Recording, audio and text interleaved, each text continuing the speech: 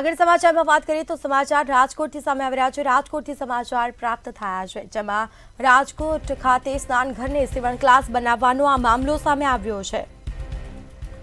તો ભાજપ આગેવાનને રંગરોગાન કરી સીવણ ક્લાસ શરૂ કર્યા છે, જેમાં માઠા પ્રસંગે મહિલાઓને નહાવા માટે બનાવેલ સ્નાનઘર પર કબજો કરવામાં આવ્યો છે। તો સીવણ ક્લાસ સંચાલક મહિલા દીઠ ₹700 ઉઘરાવતો હતો તેવું પણ ક્યાંક સામે આવ્યું।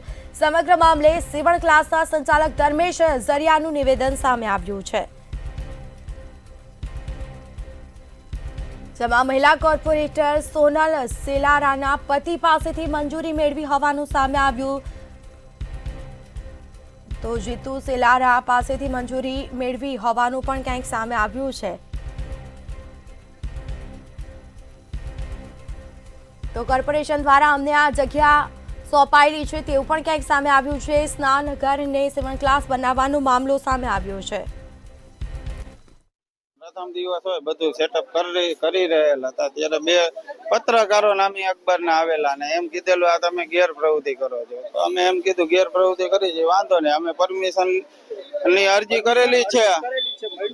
આપા મારી વાત મને બોલવા દો, અમે પરમિશન અરજી કરેલી છે, જો અમને અરજી મળશે તમે આગળ હલાવશો ને બંધ કરી દેવું તો એ કે તમારે અમને ₹50,000 દેવા પડે ને આમ તેવી રીતે કરી અને છોકરીઓને ધમકાવવા માંડ્યા। છોકરીઓ જે ભેગી થયેલી, અમારે કાલે મીટિંગ હતી તે બાબતે, એ છોકરીઓ વહી ગયેલ એટલે પછી એ ભાઈ એમ કીધેલ કે ભાઈ તમે જો આગળ ચાલુ રાખશો તો હું પ્રેસમાં દઈશ ને આમ ને તેમ ને કીધું વાંધો નહીં।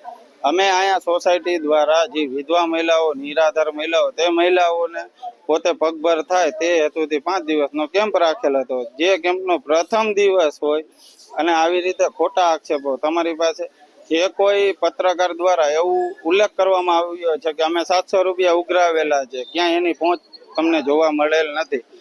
કોઈ પણ અમારા અહીંના કોર્પોરેટરે અમને હાથ રાખીને અમને કરાવેલું છે એવું ક્યાંય સાબિત નથી થતું। અમારા અહીંના કોર્પોરેટર દ્વારા અમને હર હંમેશા નહીં, અમે હજી અત્યાર સુધી કોઈ કોર્પોરેટરનો સંપર્ક જ નહોતો કર્યો। અમે ખાલી અમારા સોસાયટીના જે આગેવાનો દ્વારા જે 50 વિધવા મહિલાઓ છે તેઓની સાથે કાલે મીટિંગ કરેલ હતી, તે બાબતે આ પત્રકાર દ્વારા સાચું ખોટું લખી અને અમારી ઉપર ખોટા આક્ષેપ કરવામાં આવે છે।